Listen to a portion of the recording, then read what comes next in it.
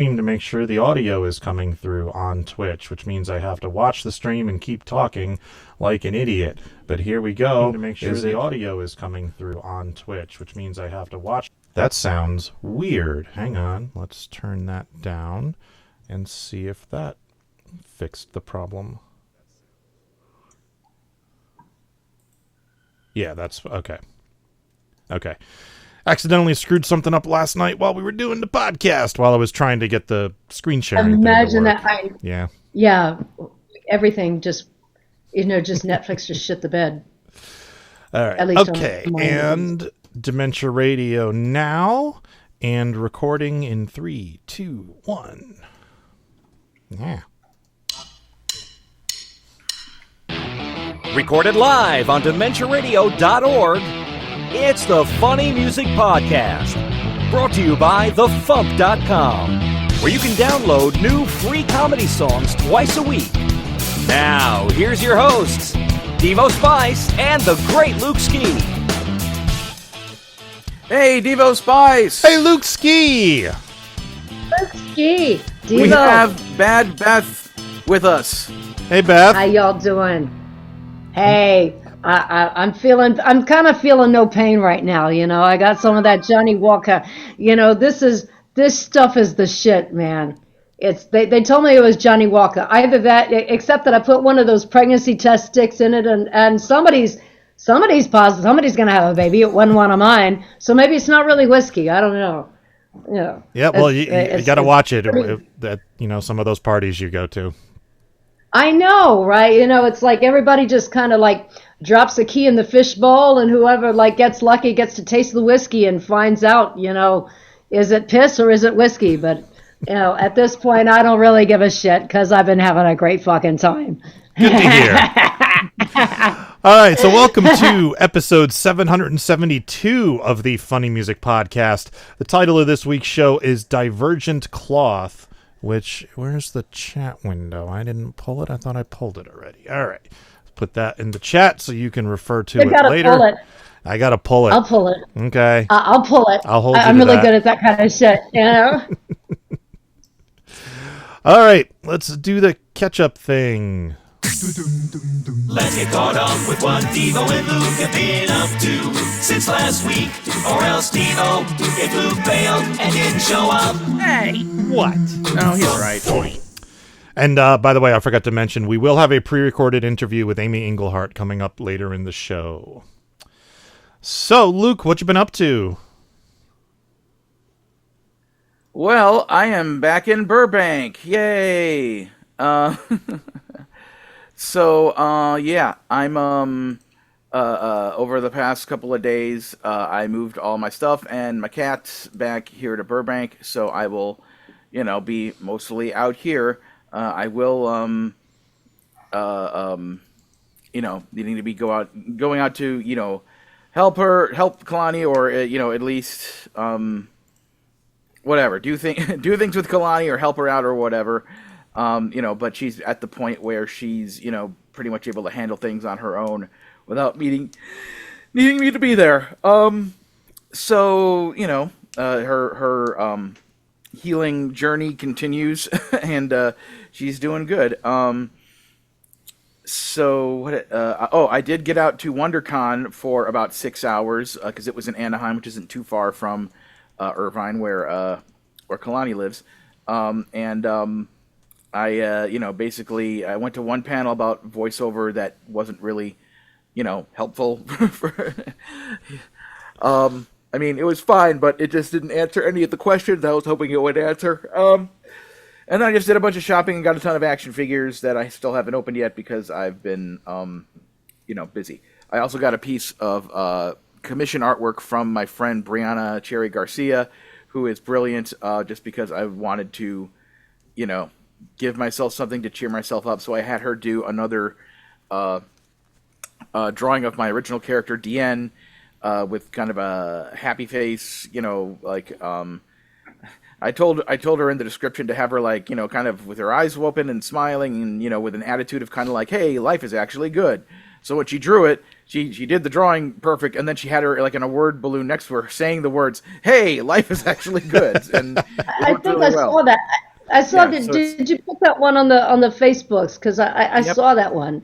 Yep, Yeah, yep. that was really sexy. I like that one. Yeah, so hopefully at some point in the near future I'll actually get to work on the animatic with her and her boyfriend Darius and other stuff, because I would like to get that actually finished in the next, by like July at the latest, because, I'm in this position of, not having a day job, and, I have... Financially, I'm set to get my rent and bills paid between now and then, and while I am looking for work, it's like I want to take advantage of having this time off. And now that I'm no longer, I spent 27 days and 26 nights with Kalani in a row, which was, like it was a lot of work. Just frankly, Yeah, I imagine it can be. I had to be her arms amongst many other things I needed to do. Like keep her apartment clean. She wanted me to vacuum like every 2 or 3 days, and anyway. And also my family as a gift got her one of those like food. It's called Hungry Root, one of those companies that'll send you boxed meals that you can cook. That are fairly simple because they just give you all the ingredients in the right amounts and yada yada. So I basically was cooking her meals most days for the past 3.5 weeks. So that was another thing I was doing. But anyway,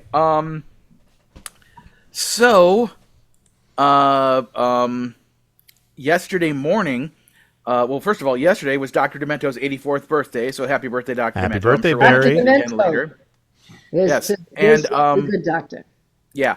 So there was this event that popped up, like whatever it was, like a month and a half ago, that was called the LA Breakfast Club presents Dr. Demento, celebrating Dr. Demento on his 84th birthday. And I was like, I'm like, oh, this is cool. And then I looked, and it was like the time for it said 7 to 9 a.m. And I was like, that's strange. But oh wait, it's called the LA Breakfast Club. Here's what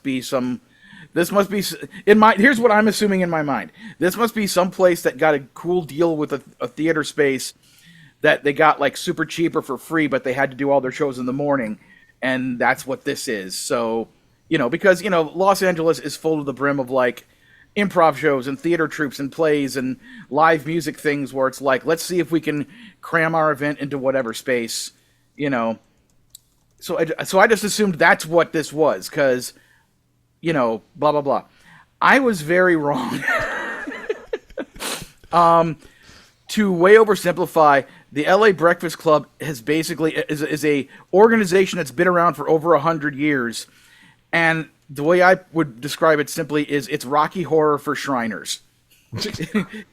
It's just this kind of like social club with all these people. I mean, most of them were pretty old, but there were at least a decent handful of some young people in there, and it was like every Wednesday morning they show up at this, big meeting hall, and they have a big breakfast. It's all very simple. It's just eggs, bacon, ham, sausage, some yogurt, some fruit. It's all super simple. None of it's like super fancy. And like every Wednesday morning, they just get together and have a big breakfast, and they have like it's like that whole kind of Flintstones, like the Grand Poobah and like that kind of stuff. And they have all of these traditions they do and all these sayings that they say, and like all these, they have like sing-alongs and stuff with all these really old-timey, like California, here I come, like this, like, and I'm doing the swaying because that's what they were doing, an entire room full of people swaying back and forth, singing all these songs. So I'm sitting there next to Whimsical Will and Kalani and Grandpa Choco and Amanda Cohen, and Amanda Cohen just kept repeating over and over again, "It's a cult. It's a cult. It's a cult." And I'm like, and like, so if you saw the drawing on my social media where my face is like this, like that was why, because it was like, it's like, okay, the doors open at 6:45. It's at 7 they start serving breakfast, so we can all get our breakfast, so that by 7:30 they can start their presentation. And then there was literally an hour of stuff that they had to do as a part of this weekly breakfast thing and all their traditions. They inducted some new member into the club, and it was their 200th member in the club, or something, and which was weird that they had her. Well, I don't know. I guess Dr. Demento was a honorary member of the club. They inducted him, but it was just like all these, songs and weird shouts and refrains and all this stuff. And this one woman got up and did like part 3 of a 12-part series talking about the history of the LA Breakfast Club, and she talked about the newsletters they put out in 1940. And so it's like, I'm sitting here and I'm having kind of like an, inside out argument with the people in my brain. Like, one side is, the cynical asshole part of me. It's like, this is such stupid, weird bullshit. And the other part of my brain is going, oh, like all the normal things you and your friends fucking do. Right? Chanting moisture and shouting about tile and honey mustard. That's all perfectly on the level. Fucking stop judging these people. It's like it's literally harmless, stupid fun. But it was just bizarre because I'm sitting there thinking, Barry's sitting there up on this dais, and I don't know if he's ever heard of these people before. He probably has, given that he's Barry and stuff. But I was just sitting up there like, if I'm out here being this confused, how confused is Barry? Because he's sitting up there in front of these people, waiting through all this stuff to go on, and then Barry finally gets up. And then he doesn't, and they had a huge video projector screen showing all these various videos. And then Barry gets up and he plays like 5 songs, just audio only. And all of the songs had to do with, things having to do with like Los Angeles. Like he played an old Mel Blanc song that possibly had a connection to the LA Breakfast Club. And then he played like a few songs about Los Angeles, including Pico and Sepulveda. And, very appropriately, I don't know who started it, but a bunch of people got up and started a conga line during Pico and Sepulveda. So it's like, okay, of course, good. You got to. We agree on this. Good. We're on the same level there. So And I got one thing though. If it's for Shriners, like his little top hat that he always wears, did it have a tassel? That's really fucking important right there. They didn't have the hats, but they had a big sawhorse that was painted multicolor, and the name of the sawhorse is Ham, because, it's a breakfast club where they serve ham. So it's Ham the Sawhorse. So when they inducted the girl, made her sit on Sam the Sawhorse and, like, hold his, like, rope tail as she recited some kind of, introductory, pledge to be a part of the Breakfast Club. How can I join this besides like, they're taking memberships. Go to their website. Do I have to be an LA resident? Because I'm in Louisiana that's abbreviated LA, so that's kind of like Los Angeles. Yeah. But, it's just a couple of, everybody freaks out when you miss a couple of periods, but it's just an abbreviation thing, Yeah. I'm kind of an LA, as in Louisiana Breakfast Club. I want a little Shriner. They might have a Louisiana Breakfast Club. You should check. They might Shriner. It's like Shriner. I just met her, but I want to start something like Rocky Horror, but there needs to be something like we need a Cajun Rocky Horror. Yeah. Ooh. Where people throw crawfish, and everybody's just a couillon. And, and there were people wearing, they didn't have hats, but they had various other kind of outfits and buttons so that you could tell which people were the members and which people were just kind of the, newbies. So, to divide them up, it was sort of a Divergent cloth that they were wearing. Wow. Yes. There it is, the Divergent cloth. So yeah, Barry got up and did his 5 songs, and then they had some kind of wrap up to the meeting, and then they started a big long line to get autographs with Barry and stuff. And I'm assuming that Christopher Bay and others helped with this. They brought out, like, I'm assuming these were all just at Barry's house, like boxes of like old Basement Tape CDs and cassettes and a few copies of like Dr. Demento, Goose's Mother, and one of the other compilations or something like that. So they had all this stuff out, and they basically just and his book Rhino's Cruise Through the Blues that he wrote. So they had a bunch of those out, and people could just buy them for cash. So they could get something to autograph. So I hope that Barry made a killing there, because there were literally hundreds of people there, and they were all very happy to have him there. It was like a great... Oh, and another thing is they had... I'm assuming Christopher Bay probably helped with this too, and some others. They got a bunch of pre-recorded like greetings from people to play. So they had Bill Mooney, Bill Frenzer from Ogden Edsel, Tom T-Bone Stankus of Existential Blues. Al, of course, was in there. That was like the first clip package. The second one had a bunch of other cool people, like Patton Oswalt was there. And then there was Michael McKeon, who is obviously from like Spinal Tap and A Mighty Wind and stuff. But with him, for whatever coincidental reason at the time, was Bob Odenkirk. Which is weird because they were on Better Call Saul together, and they haven't been in a thing together in a long time, as far as I know. So I'm like, it's cool that they're together, but why are they together? What project are they working on now? Or is it just backstage of some show? I don't know. But it was cool to like get, see all these greetings, and everyone was just so wonderful and nice and warm and positive, showing Barry love. So that was really cool. Tony was there too. He was sitting another place in the room. And a friend of mine who I know from the animation industry who does voiceover, Frank Todaro was there, and he's actually a member of the club. He had like a big old button on, and he had a top hat, and he was handing out, like, he was doing like kind of a magician sort of move, like he had a hat, and he would be like, "Ooh, take one of these inside." And I'd reach inside out, and it was a little teeny tiny plastic chicken. And I'm like, I don't know if you realize how appropriate giving me a little chicken is, considering what my big hit last year was. Yes. So, but yeah, but it's kind of like, I am not knocking it. It's like let people have their harmless fun. They all seem like generally warm, awesome, decent human beings. It was just not the thing I was expecting that morning. It's like, if I had known that's what it was, I wouldn't have made the specific effort to bring Kalani all the way out to it. Because I thought it was going to be like the Festival of Dementia. Right, I wanted her to see what the Dr. Demento show was really all about. And instead we got this bizarre show with a basic breakfast and then Barry did 5 songs and that was it. So... But it was Rocky Horror for Shriners. What's not to love about that? And you got to meet McKean. Silver linings. Yeah. And there's like a little bit of jealousy of me. It's like these people have inside jokes and I'm not a part of it. What you know of. I am offended and yet I want to be a part of it because I'm not.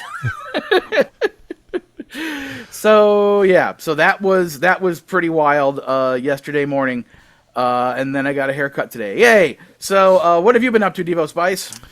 I had a busy week doing a bunch of stuff. Last Saturday, I recorded a new episode of Escape from Walt Disney with Tony Goldmark and special guest Agatha Vile and Jacob Martin. And Tony said that episode's probably not going to be out for a while yet. I'm thinking 2027 probably. But I think he has like a backlog of episodes that he's trying to get caught up with, so it won't be out anytime soon. On Friday night, I did a casting director workshop, which was just an online thing where we performed a scene in front of a casting director. And I did the scene that I usually do, which is the blind date with Satan, where I play Satan, who's just a regular guy who's out on a date, and he looks like this, And the woman is, surprised when I tell her I'm Satan, obviously, and she thinks I'm insane, and we go back and forth. And it's a really funny scene. My acting teacher wrote it. So we finish the scene, and the casting director comes back on, and she's still laughing. And I was like, oh, that's a good sign. So she was like praising my performance up and down. She said it was hysterical. She loved everything about it. So that was a good thing. I told her to keep me in mind if she gets any casting calls for Scary Movie 6 or anything like that. She's not casting that movie, but anything along those lines. And then just last night, I recorded another episode of Random Acts of Horror with Beth Patterson, the blonde bimbo, the other who does blonde. You don't want to mess with her. Why do you always talk to her? She just wants attention. Yeah. She just no merit. And also with but I'm sorry. And the other guest was Chris Bogan, who is Professor Glitch from the Consortium of Genius. So we had the two of them on, and we watched something really cool, and that means I'm going to get the next episode out hopefully soon. I might be editing on the plane tomorrow. So other than that, I've just been getting ready for my trip to California. I finally did some, steam cleaning on my sneakers and suitcase that have been out on my back deck since I got back from MarsCon. And good news is there doesn't seem to be any indication whatsoever that there are any bed bugs left. So think I have managed to avoid them. So yay. And that's about it. So Beth, what have you been up to? Well, I just finished playing this gig. I'm sort of off the grid. I left New Orleans and I'm in this barn, right? I'm playing for this barn dance. There's chickens, there's cows, and they're all like moshing in the pit. It's awesome. It's called the Barn of Eternal Temptations, because everywhere you look, you are just it's one of those gigs where there's not a dry eye in the house, and there's not a dry pair of panties by the end of the night. It's just so many chickens, so many cows. It's called the Barn of Eternal Temptation. It was great. Sounds like a great show. Somehow managed. Yeah, the Barn of Eternal Temptation. But I finished doing that, and then I did that song about this. It's based on a true story about the Ballad of Captain Mustard. But you probably heard of that. It's this woman. She was a sea captain, and she was out at sea with the sailors, and this giant wave of mustard was coming straight at her, and she saved everybody by sticking her ass in the trajectory of the mustard. And she got all kinds of, well, I think there were gold medals. I'm not sure, because everything was kind of yellow. So I'm not really sure, but all right. Well, it was in honor of. That's as good of a song intro as we're ever going to get on this show. So here is The Ballad of Captain Mustard Butt by Bad Beth and Beyond.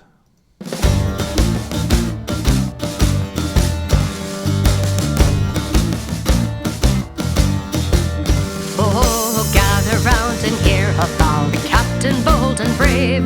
Our ship saw near destruction by a massive tidal wave. We thought our vessel done for, and the sailors cried alas. But up stood Captain Mustard Butt and saved us with her ass. A tribute to our pirate queen, a woman fierce and fine, and always use a condiment no matter where you dine. Remember our commander when your spirit's feeling weak, for she saved the town of Norfolk when she turned the other cheek. She mustered up the courage for us all, and if we can't catch up, then divided we will fall. Oh, I wouldn't relish that. But then there was a second crew our Mustard Butt did free. A giant golden tentacle rose from the briny sea. The captain stepped upon the prow and simply turned her back, for a kraken can be turned away by just a simple crack. A tribute to our pirate queen, a woman fierce and fine, and always use a condiment no matter where you dine. Remember our commander when your spirit's feeling weak, for she saved the town of Norfolk when she turned the other cheek. She mustered, been afraid to let it show. She wouldn't take a seat or the entire world would know. You know what county she's from? Mayo. Our captain demonstrates that there is not for sailors right. No need to fear a red sky at the early morning light. And when the clouds are grey, poop on the weatherman's balloon, for tides are all affected by the phases of the moon. A tribute to our pirate queen, a woman fierce and fine, and always use a condiment no matter where you dine. Remember our commander when your spirit's feeling weak, for she saved the town of Norfolk when she turned the other cheek. A tribute to our pirate queen, a woman fierce and fine, and always use a condiment no matter where you dine. Remember our commander when your spirit's feeling weak, for she saved the town of Norfolk when she turned the other cheek. She mustered all the sheep right back to fold. Not since Grace O'Malley have we seen someone so bold.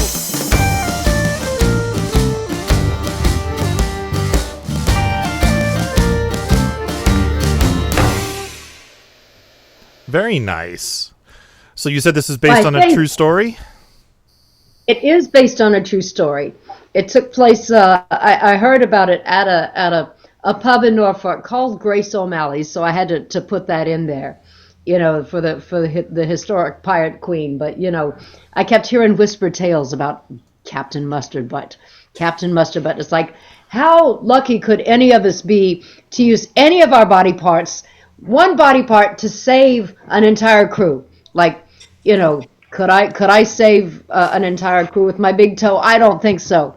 Could I say talk to the hand? No. But she saved this ship with her keister, with her ass, her derriere, her sit-upon buttocks. I love it. I love the whole concept of that, And I've been listening to this type of music a lot lately, although usually in metal form, because Ailstorm has become like one of my favorite bands over the past couple of years. How can you not love Ailstorm? And they do songs pretty much exactly like this, except metal. So it's songs about piracy, all different types of sea shanty type choruses and stuff, but it's metal with a lot of double bass, and I'm loving everything about it. And then from them, I got into Patty Gurdy. I don't know if you're familiar with her.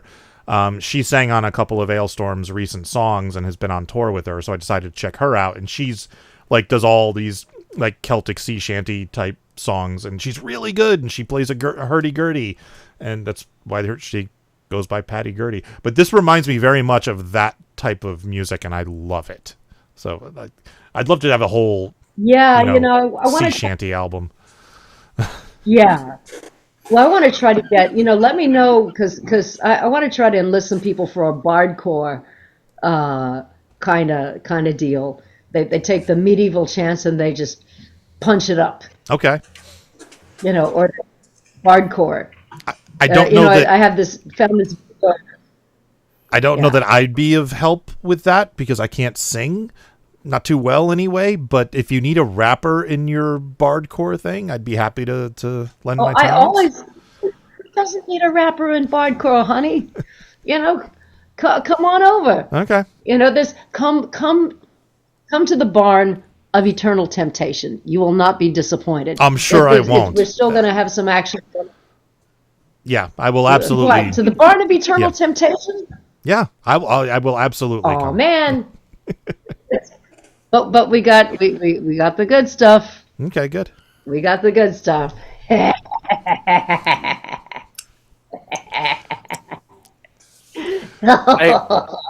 I greatly appreciate the all of the condiment puns in this song. Oh, those weren't puns, honey. That was the real. That was real deal. It's like laughter. Was like, oh, was that a pun? Okay, I'm gonna like make it like I meant to do that. Mm-hmm. But it was very creatively written. Very creatively. I had to edit out all the parts about the special sauce. Because I had to. All that stuff. I was like, it'll get into the squick category if I do anything about the special sauce because. We all know what's really in the special sauce. Yeah. Well, not to mention the song could be 10 minutes long too if you're not careful. Oh yeah, yeah. Ain't nobody got that kind of attention span anymore. Right. Yeah. Mm-hmm. I don't have a short attention span. Oh look, a chicken. Chicken. Chicken. Yeah. Luke, what do you get when you put it all together? Chicken. Yeah. Beth is like, what happened? I don't know. I don't ask questions. It's for the best. Yeah. I sip my little drinks and I speculate. Remember how Luke said that he was jealous of the inside jokes that they had at the Breakfast Club? Well, we have a lot of inside jokes here at the FuMP. Oh, who doesn't? I'm sometimes when I'm out at the lab and I'm trying to kill Dr. Pinkerton. Now that shit's funny every time I'm trying to kill Dr. Pinkerton. We got all these jokes. They're all about trying to kill Pinkerton. How's that going? Any luck so far?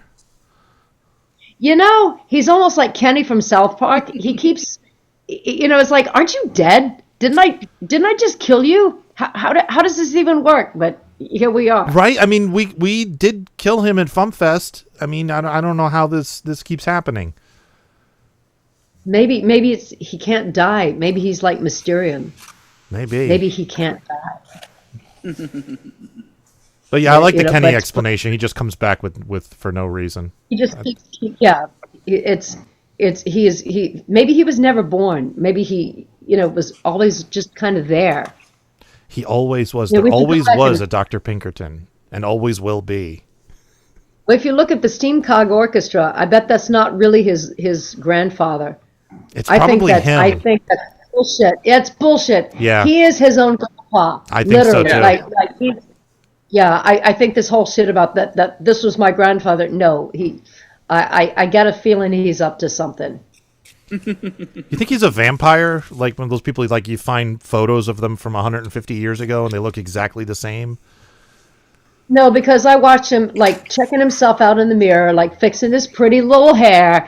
He's not a vampire because he can see himself in the mirror. That's true. Yeah. He does sing songs like Buckets of Blood, his vampire song, but as far as I know, he doesn't he might not be a vampire. I think he could be like some kind of Frankenstein monster. I think he's like assembled from parts. Oh, interesting. Yeah, they call those constructs. Yeah, he's a mad science Excuse me, guy. those are constructs. Thank you. Oh, silence! Silence! That's his fucking power trip. You say something that he can't argue with, he just goes, silence! I'm like, oh, that's it, Mr. Tough Guy. You think you're just gonna silence us all? I'm gonna kill you. And that's what I do, and I keep killing him. Well, I mean, everyone's got to have a hobby, and as long as you're having fun. My hobby is killing Dr. Pinkerton and making obscene Legos. Okay. Making, the thing is, I got the idea when I had an erector set, and I was really disappointed. That erector set was just, it was not all it was cracked up to be. There's only so much you can do with little pieces of plastic. Oh, you can do a lot with little pieces of plastic if you have enough of them. That's true. We have. Is that Cubert? That's Cubert. Yes. That's Cubert. Hey, buddy. It wouldn't be a FuMPCast unless I didn't see this, in the foreground. Wonderful kitty. Cubert. No, yeah, sure. Now he's gonna run away. What are you doing? What are you doing? What are you doing? You wanted to be on camera? Are you gonna eat plastic? He wants Well, the he heard chicken. me talking about plastic pieces. No, he just wants the chicken. He probably Eating smelled the the chicken. plastic. He's eating the plastic. He doesn't know where the chicken is. He's looking for the chicken. No. So, like a week or so ago, somehow he got like if you maybe go to like a deli or something, those like super thin plastic bags. Yeah. He apparently got a hold of one and ate part of it. And the reason and how we found this out was that he was in the litter box at Kalani's, and when he hopped out, like he basically had there he is. Hi. Yes, he's taken up the entire computer screen. Here, buddy. This is what it means to be zooming. You. We're talking about you guy. Hello, sir. Can you explain to me why you ate part of a plastic bag and then pooped it out so that there was like a long string holding a poop, like some kind of, cup and ball game coming out of your butt? How about that? That is a visual I'm not likely to forget for a very long time. So I'm gonna have to go back to the Den of Eternal Temptation just to like get that visual out of my mind. So like, I found it, I picked it up, I cleaned it up, and I was like looking at it, I'm like, this isn't a string, and I had to like, it took me a minute to figure out, this is like an elongated piece of a plastic bag, and I know that he has this habit of chewing on plastic, because if he gets into Santana's room, he'll chew on her plastic plants, or fake plants, and I've seen him cough up little bits of plant, so it's like, now I gotta be even more careful to make sure he doesn't eat plastic. So it's like, the chicken is right here. He never tries to eat my food, but he tries to eat plastic. He's weird. a little idiot, but I love him. Yeah, we actually had to take anyway. Jax to the vet a month or so ago because he was pooping weird and we didn't know what was going on with him. And we finally, the vet was asking us if we changed any food, and we did happen to get like just some new treats. So we were like, all right, we'll get rid of those new treats. And then Jen found you know those wooden spoons that Italians use to make their gravy? Found one that was half eaten. And we're like, oh, okay. Why? Why would you do that? Maybe he thinks that's where the meatballs come from. I don't know. It's the magic wand that makes meat appear. Yes, exactly. So if I chew on this, I thought it was just some new kind of stick. You say, you wave the magic round a word, you say gabagoo, marinade, and a few other things like that, and presto, meatballs appear. Strangiato. C'è la luna. There's magic in meatballs. That's all I'm gonna say. They're the dog's favorite thing because they combine two of his favorite things. Like it's a ball made of meat. If they could make it squeak, he would probably piss himself with excitement. So. But what happens? It's very misleading. Because it could be a squeaky ball, it could be a meatball. But what do you tell them when you have to give them the talk about? We've got to make sure that you don't have any little puppies running around. Is that how you cheer them up? It's like, hey, we gave you one ball back. Yeah, we give you one little squeaky ball back. Yes. A little squeaky ball. Yeah, that's right. All right. So, do you have anything you'd like to plug? You mean to promote? Yes. Or because otherwise, I have plenty of things I want to plug, but as far as things that I want to promote, that's a different story. I've got, I'm still like I'm plugging the mustard butt, man. I'm plugging that butt so hard right now. Now that it's even more complicated with that blonde bimbo. He keeps trying to take credit for my music. She's under 3 NDAs right now, so she can't say shit. Okay. But they're going to be awesome. Okay, cool. Yeah. Well, we look forward to that. Yeah, and the reason that she can't say anything is that I know where she's located and she's got a ball gag. And I'm not going to say where she is, but she's going to keep the ball gag in until she knows what non-disclosure agreement means. She's got to learn the hard way. Yes. She's been a very naughty bouzouki player. All right, cool. We're going to move on to news and Amy's song. Are you going to stick around or are you taking off? You mean me? Yeah. I have to get back to the barn of Eternal Temptation, okay. Unfortunately. Well, have fun. It's going to be a long drive ahead.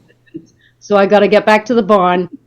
But thank you, gentlemen. It's good to see you guys. You too. Thank you for coming on. Yeah. Thanks for posting an awesome song. Yeah. And have lots of mustard. All about the mustard. All right. We will catch you next time. Later, Beth. All right. Take care. Bye-bye. Dance like a scientist. Do it more. The FuMPCast 2024 2-CD set is now available. Now I'm living my truth. I'm naked from the waist down. I'm Donald ducking it. Yeah. I had the copyright on the word. And time again, the junior staff has always proven that they keep it ship afloat. Cause lower decks keep it moving. Lower decks, lower decks, lower decks, lower decks keep it moving. Lower. Your own vegetable Jesus. So I made it with a bagel and cream cheese cause I was feeling high. Everyone singing. That your favorite show is never coming back. It's dead in the ground. And that's that. You're a screws loose boozer and only 1-star reviewer. You're a power bottom at rock bottom, but you got company. Make you feel better. We chant Cogmore at FuMPCast than we do at any other time of year. Call of Cthulhu, we love you. You're the greatest game now. Whether or not you deserve it, everybody will get served at the zombie apocalypse party. Available now in the store at FuMPFest.com and thefump.com. Time for funny music news. Something. In the news, the FuMP's April Fool's newsletter went out the other day on April 1st. If you're not on our mailing list, you can view it online at tiny.cc/FuMP040125 for April 1st, 2025. tiny.cc/FuMP040125 with a whole bunch of fake, completely 100% made-up stories, such as the new FuMP compilation, Taking a FuMP, Songs About Poop. And I've had several people asking me why I didn't make that a real album. And the real answer is I didn't have time. I was busy. But if enough people are interested in such a thing, I can certainly do it. We got the track list. I'd probably want to come up with some better album art because I really just did throw that together in about 20 minutes. So I want to come up with something better if we do it. But yeah, so if you're interested in a FuMP compilation about poop, let me know and I can make it a real thing. Other stories include Doge comes for the FuMP, Pluto TV announces Insane Ian biopic, Jeff Whitmire gives up horror, and Mark Gunn launches cat recycling. Big shout out to Eclectic Lee for putting this thing together. Great job, Lee. Thank you, Lee. And if you are looking for a real album about poop, Dave Guhlow has a new album coming out tomorrow on April 4th called The Brown Album, which will contain such songs as Christmas Farts, Colonoscopy, Everybody's Got a Poo, Poutine, Sandy the Sandman, 2-Year Poo, The Vomitorium. You get the idea. So the Brown Album will be available at Dave Guhlow's Bandcamp page. His last name is spelled Guhlow. MC Lars has launched a new Kickstarter for a new album he's calling the Edgar Allan Poe album, which will be a concept album of songs about Edgar Allan Poe. He is looking to raise $5,000. He is currently sitting at $18,136, so he's doing fine. If you would like to get involved and get some of the cool rewards he has going on, go to Kickstarter.com and search for MC Lars. It will come right up. Insane Ian did a reaction video to my video for Wet Ass Pussycat. If you go to Insane Ian's channel on YouTube, you will see it. A comedy musician reacts. Definitely check it out. It was a very enjoyable watch. I should mention. Go ahead. Like, at some point in recent times, I showed that video to Kalani, and she was like laughing continuously throughout the entire thing. So she absolutely loved it. Awesome. Thank you. Like both the song and the video, because she hadn't heard the song yet either. So. Okay, cool. Dr. Demento's Top 10 for March came out last week and featured 3 songs from the FuMP, including number 5, Lower Decks Keep It Movin' by the great Luke Ski, number 4, I Made It With a Bagel and Cream Cheese by Sulu, and number 1, Donald Duckin' It by Ross Child. So not only does he have a Logan Award, he has a number 1 song. So congratulations, Ross. Yay! And as we mentioned earlier, yesterday was Dr. Demento's 84th birthday. So happy birthday, Dr. Demento. All right. Anything else before tour dates? I'll just point out that it's really true. You can order things from thefump.com and have them delivered to your place. Like, here's the FuMP Best of 2024 album with artwork by Chuck. Oh my gosh, it's amazing. Look at all those great songs. And then we have the Cog Fest. That's another thing. I was wearing my Cog Fest t-shirts when I was doing stuff with Kalani the other day, and I mean, I've worn it around her before, but I guess she didn't really take a look at it. But she's like, "Oh, Cog Fest, you're going to have to tell me about that." And I'm like, "No, you don't understand. This was FuMP Fest, but it's Cog. There's so much to explain to people." I know. They're a band with a plot. You can't just say what they are. They have a whole storyline going. So yes, we got our Cog Cog Fest FuMP Fest 2024 album with the 2 discs full of wackiness, and then we got the FuMP 109. Speaking of poop, hey, look at that! It's an album, and then you get it and you listen to it, and then shipped to me from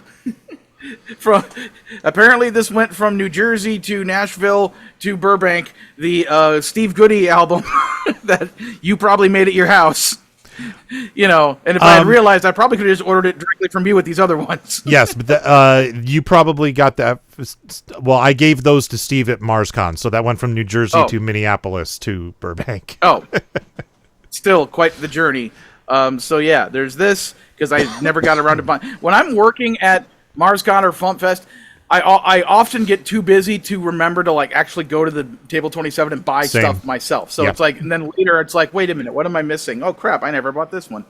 And because it came from Needle Juice, I got a wonderful kitty sticker. Dear kitty. Oh my gosh. And this is not from the FuMP, but I will point it out anyway.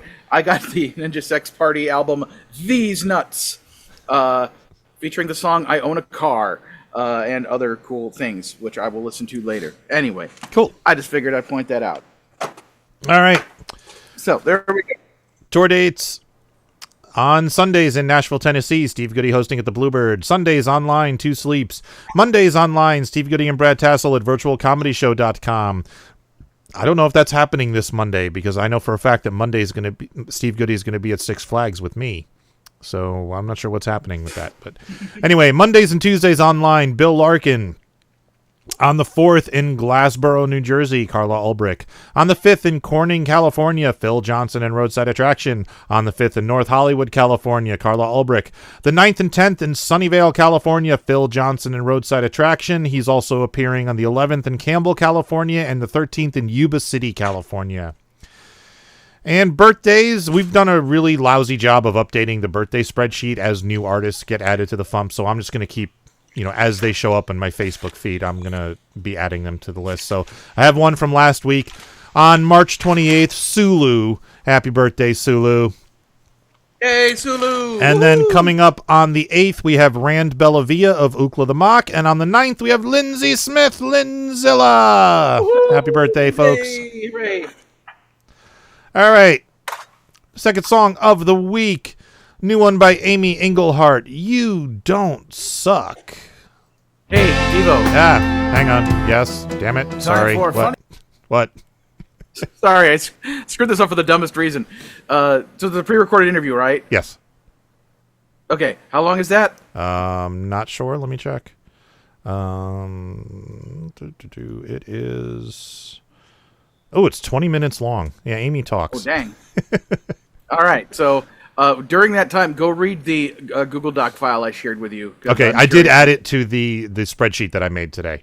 So it is in there, but I didn't get a chance. I skimmed it, but I didn't get a chance to read the whole thing. Yes. All right, cool. All right. All right, here is You Don't Suck by Amy Engelhardt.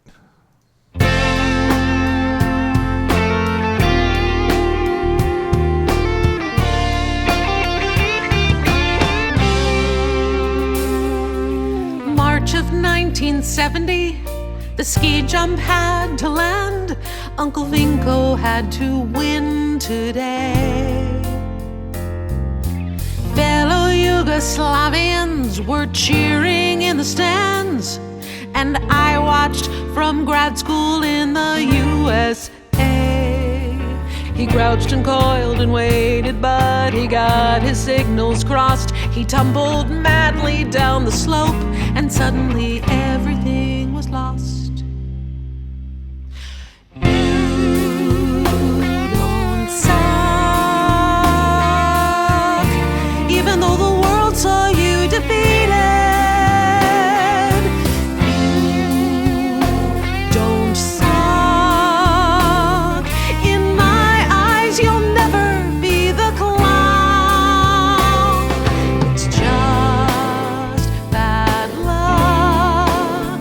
Hey, look at the bright side. You competed 'cause you don't suck.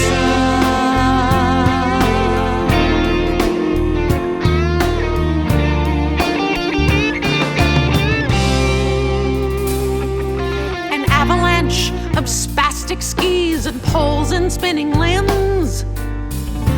Even a gasp from the Russians. Medics ran to help, and though the evidence was grim, Vinko only had a slight concussion. But the world just saw a disaster, and that footage brought him fame on ABC's Wide World of Sports, though no one ever knew his name. I told him you don't suck. Even though the world saw you defeated, you don't suck. In my eyes, you'll never be the clown. It's just bad luck. Hey, look at the bright side. You competed and you don't suck.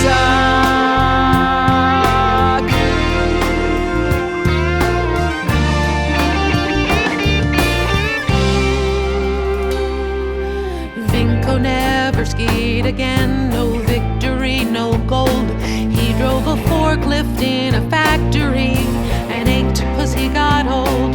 Me, I try to be a writer, but I just get puzzled looks, and so I think of Uncle Vinko, and nobody buys my books.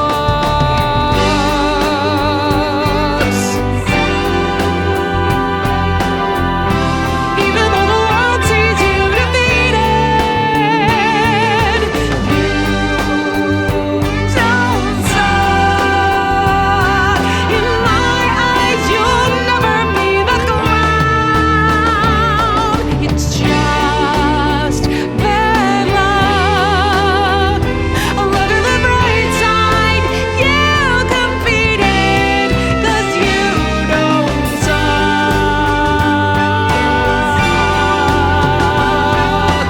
You don't suck.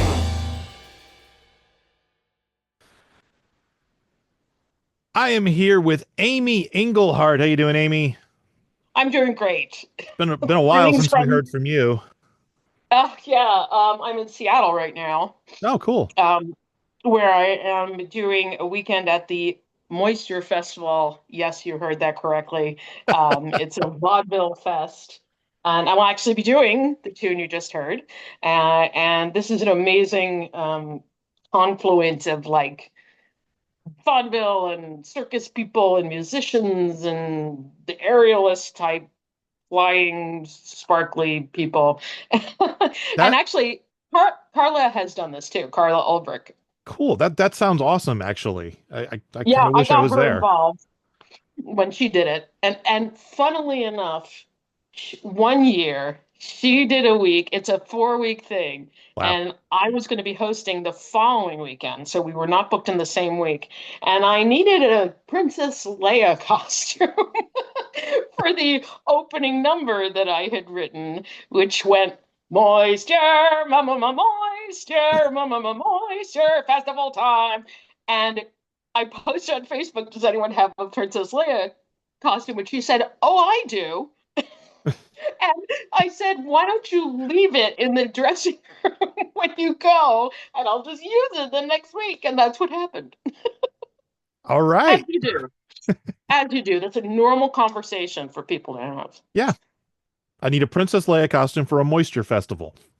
That's right. And they call it because it's Seattle, you know. Yeah. That's great. Yeah, it has been a while. Yeah, so tell us about this song, You Don't Suck. Well, I wrote it during the pandemic, actually, because I was a member of many different professional writers groups that would meet online. So we would keep our thing going, and there would be a prompt to which everyone would write. And we took turns supplying the prompt. And of course, if you give, 6 writers some topic to write about, you're going to get 6 completely different takes on it because there's no rules. So this actually was my own prompt, which was the world. And, you could take that to mean whatever you want.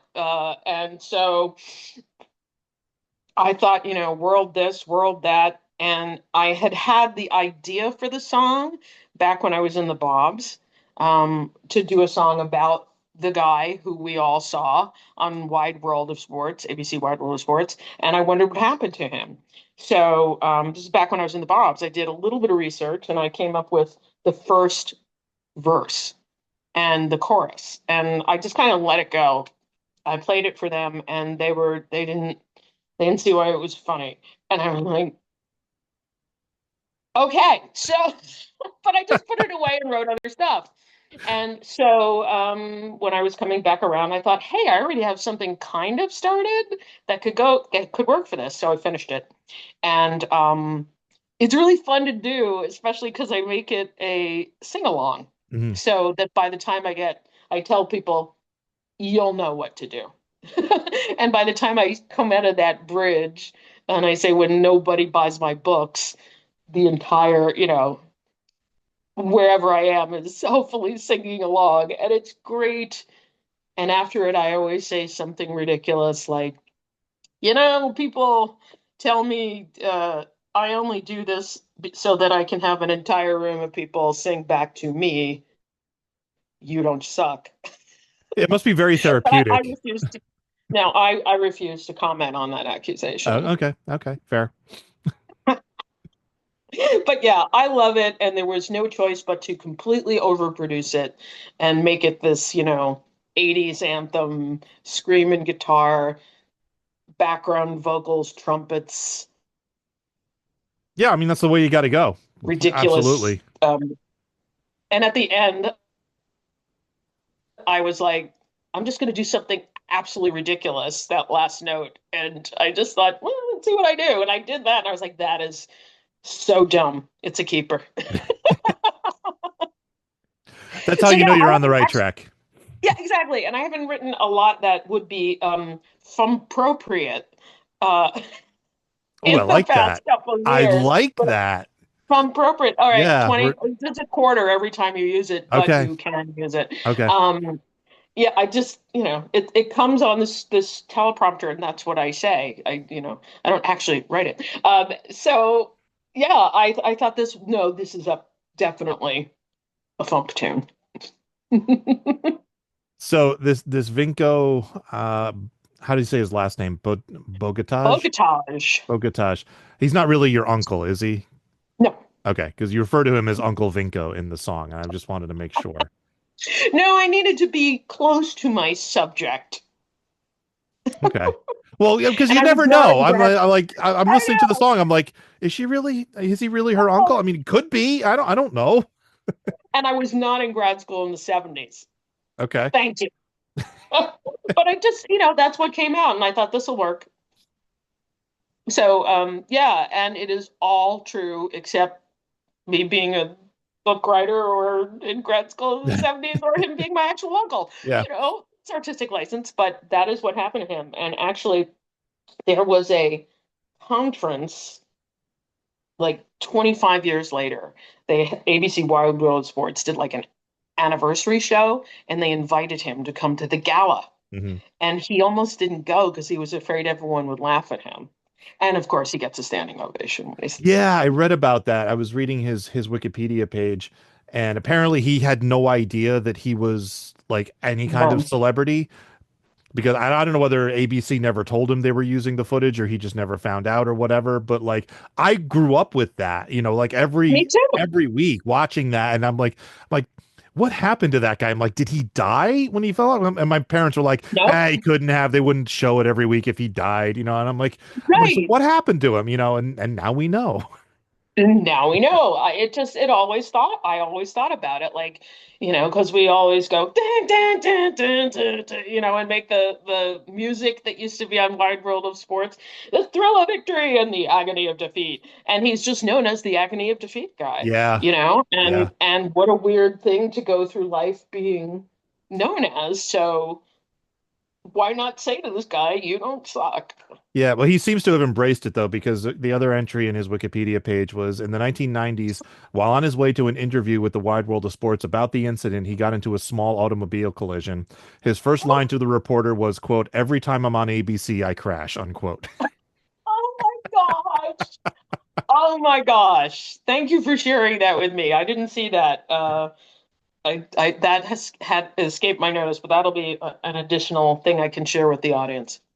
He currently lives in Slovenia with his wife, and he has 2 daughters, but it doesn't say how old they are. They might have moved out because Right, and we worked in a factory for like years. Yeah, he was a forklift operator in a factory. So he drove a forklift in a factory. Now, would you trust the guy who fell off a ski lift to drive a forklift? That's the question.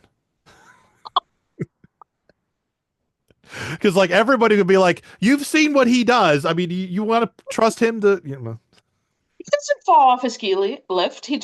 He like jumped the gun or something. Well, he fell off the side of the ski jump. I misspoke. That's what it jump. was. Yeah. He fell off the side of it. But wasn't it like a normal run until he just completely... the Wikipedia page explains what happened. It was snowing during his run, and apparently the fresh snow made the ramp faster than it was supposed to be, and he was trying to slow down, so he was adjusting his weight, and he lost his balance and fell off to the side. But he doesn't suck. I'm just saying. No, yeah. Is you could screw up that big publicly, and people will still go, "Oh," but they will comfort you. Maddox ran to help, and though the evidence was good, yeah. So yeah, it's a bit of sports history, and I think the appropriate reaction to it. Yeah, absolutely. Even though it totally dates me, but dating yourself is cheaper. Yeah, that's true. Yes. And I know what I like, so. So this is from your album Finish What? Finish What? You want to tell us about that? Sure. I think you have on the FuMP You Never, which is from my album Finish. And the chorus of that is you never finish what you. That's the lyrics to the chorus of You Never. And so originally I was supposed to do an album called Finish What You. Right before the pandemic, I made a video about it. I was going to crowdfund for some production funding, and I was ready to go, and I paid for this video, and I edited it, and then the pandemic hit, and I was like, I cannot do this. There's no way. And so I decided to make 3 EPs moving forward. Finish What, and Finish What You, instead of one album called Finish What You. I thought I could manage 5 tunes recorded remotely. So I did that. And that was Finish. And so this is Finish What. I don't know if there's going to be a Finish What You, which is the irony. Yeah, I was just going to ask you about that. Yeah, because I recently announced that I don't think I'm going to make full albums anymore. It's honestly, unless you have some kind of other source of income and you're not an art, full-time arts professional, it's almost impossible. You're not going to make your money back. Certainly, you're not going to recoup. And it's you do it because you love it. I mean, that's what we do anyway. When you enter a life in this crazy roulette. Yeah. But yeah, I'm probably not going to do that. I might do individual songs because that's so easy. And I mean, most of my musicians, most of my band records remotely anyway. I send them a demo, which is very fleshed out. I make very full demos and a chart, and I know them all. And so I say, go to town. And they send me a WAV file. And if there's anything I want to change, I say, can you redo this measure or whatever? And because everyone has home setups. Yeah. And then I bring that to a mix, which is what I did with this. Actually, most of Finish What was recorded in Iceland. Oh, wow. Nice. Yeah, I'm a huge Icelandophile, and I did an artist residency in Iceland in the beginning of 2023. And when I was there, it was on the East Fjords, gorgeous place. I was there for a month. There was this poster in the mudroom, and it said, record in Iceland. And it said that the business entrepreneurs something ministry of the government of Iceland offered a rebate on funds that you spent in Iceland doing music and making music. So I thought, record in Iceland. Okay, if that is a declarative sentence, I will follow that command. And the guy who was one of the admins of the residency, has a studio. It is a digital studio, and he runs a business called Atomic Analog, where he also collects old recording equipment and fixes it. And I've offered to be his recording transport mule from the United States. For some reason, he hasn't taken me up on it because shipping is so ridiculous. I'm like, just buy me a ticket and I'll bring you anything you want. And so I said, yeah, I want to do this. So 5 of the tracks on Finish What, including You Don't Suck, were recorded by a pickup band in Reykjavik, Iceland, which is so damn cool. And they recorded it the same way. They did it. The drummer was the engineer. The guitarist, BB, is in a band in Reykjavik, huge music scene there. And the bass player is in a jazz fusion group called, I think, Mezzo Forte or something. And so, yeah, it's all of the Icelandic music spectrum. Huge scene in Reykjavik.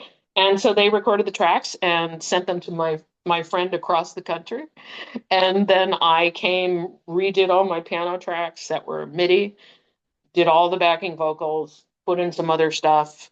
I imported cello tracks from a friend who plays with the Portland Cello Project. And I recorded and we mixed remotely. He'd send me mixes and I would send him notes. Mm-hmm. And then he mastered it, and that was done remotely too. So super fun. And I did get the rebate. It's it's a percentage of what you spend in Iceland. And it came out to whatever, and that's not why it was expensive. It was, obviously I budgeted this, and it was about the same I would have spent here. Mm-hmm. So in Los Angeles or New York. And it was great because I got this letter from the Icelandic Ministry of Business Entrepreneurs or whatever. And I showed my husband, I'm like, I'm a business entrepreneur in Iceland, and then they just direct deposited. You have to, of course, give them all your receipts and prove your travel. They paid for my travel and my part of my lodging, I think, and any incurred expense. It was a percentage of you, if you could, you prove that you use Icelandic people on, I think it's on over 80% of your record, which I did, and it was mixed and mastered in Iceland. So that's awesome. I love that. Yeah, it was so cool. So there's a little Record in Iceland logo that's on the hard copy. Okay, this is the hard copy of the CD, and on the back this is the Record in Iceland logo. So yeah, nice. All the credits are online on my Bandcamp page, and you can see which ones were recorded in Iceland and which were not. So yeah, this is a particularly cool CD for me. Just super fun. Yeah. And here's another funny story about that. The guy who has the studio, the engineer, he's Irish. Mm-hmm. And he lives in Iceland because he married an Icelandic woman, and he has this business, right? And he said to me, so you're coming in to track You Don't Suck? I said, what? And he goes, You Don't Suck. I'm like, suck? What is suck? So every time I write to him now, I'm like, this won't suck if you do this. And he just laughed hysterically. You spell it S-O-O-K? Of course. Yeah. And I hope that I won't, he won't think it's souk, but no, he knows. It was one of the funniest. And you don't souk. What? You don't suck. I don't know. It was funny. That's great. All right. Do you have anything you'd like to plug? Anything I'd like to plug? I'm doing a bunch of shows in New York in May, I'll be doing the Herald Square Songwriters in the Round on the 20th, whatever the Tuesday in that week is, and I'm doing a duo gig with Erin Hill, who is also a harpist who does amazing things. Like she used to play with the Fab Four, the Beatles tribute band. Duo gig at Pangea NYC, which is this great supper club on the Lower East Side. It's on 2nd Avenue. And I'll be doing a Performing Arts Center up in Glen, New York, which is near Saratoga Springs. I'll be doing a full show there, just me, on May 17th. And at the moment, I think that's it. I'm in Seattle, obviously. I'll be at the Moisture Festival this weekend. And that's all the performances I have at the moment. All right. And the new album is at amyengelhardt.bandcamp.com. Correct. And go buy it on this Friday, because it's Bandcamp Friday. Bandcamp Friday is this Friday, yes. Which means Bandcamp doesn't take their usual vampirificus percentage. I've coined 2 words during this interview. Yeah. FuMPropriate and vampirificus. Well, we'll definitely be using FuMPropriate, going forward. Wait, I'm sure. Are you saying that the other one isn't good or funny? I don't know that it'll come up much on this show. That's all. No respect. All right, Amy. Well, thank you for joining us. My pleasure, and I'm so happy to be contributing to the FuMPness. Again, it's you guys are so great, and I love playing at MarsCon and FuMPFest and all that stuff. And I hope to do so again in the future. Yep, we hope to have you. And enjoy the Moisture Festival. Moisture. We got to get the chant going. So ridiculous. Every time I like just saying, "Oh, I'm at the Moisture Festival," to see the look on people's faces. So nice to see you. Say hi to it again for me. Will do. All right, take care. Bye. Making the internet absolutely ridiculous. Dementia Radio. www.dementiaradio.org. Port 8027. Please hang up and try again. This is the part where there's feedback. Feedback. You know that segment of the show we do about now? Feedback. Feedback. Hey. Feedback. Alvarant wrote, "Get Amy to talk about her book. I thought about doing marketing as a hobby. My company name was going to be Great Things I'll Try to Share, but the acronym was G-TITS. So that's out." Thank you, Alvarant. Sorry, I don't know what book you're referring to, and she wasn't live, so I didn't get a chance to ask her. For who could ever learn to love a beast? Father Beast wrote, "Devo is always looking for topics for playlists, so I've got a suggestion. TV show songs by FuMP artists. Now, I know that Luke could likely fill this list by himself, but maybe share the spotlight just a bit. My suggestions off the top of my head are Holding Out for Hero by the great Luke Ski, Lost Without My Lost by Power Salad, Stranger Things by Devo Spice, Warriors for Hire by Library Bards, Thank You Gilligan by Money Shot Cosmonauts, Red Wedding by Beth Kinderman and the Player Characters, I Always Feel Like I'm Gonna Quantum Leap by Bone Cage. I'm not sure how many you need, but others shouldn't be too hard to find." And then he followed that up with, "By the way, what happened to Bone Cage? I haven't heard from him for a while, and the link to his website from the artist page just has a bunch of odd articles." Okay, I checked his YouTube channel, and I guess he's still doing stuff, just hasn't been on the FuMP for a while. Yeah, he's, every so often he comes back and does a funny song, but he's kind of drifted away from comedy, and he still does some, video game music and some nerdy music occasionally, but he'll do more and more serious stuff on his YouTube channel, and he's been putting out stuff on Spotify fairly regularly, but most of it just wouldn't be appropriate for the FuMP.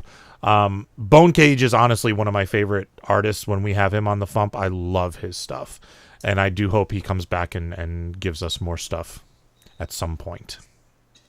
I was listening to some songs of his from 2023 on Spotify, and they're all good, but only like maybe one or two of the 4 or so I listened to, kind of came close to the realm of maybe being a comedy-ish song. Yeah. But they're all great songs. Yeah. Yeah, he's very talented. He's great at what he does. He's just moved away from comedy, sadly. Because he wants to make money, these people. All right. Draconis alert. Draconis alert. Draconis alert.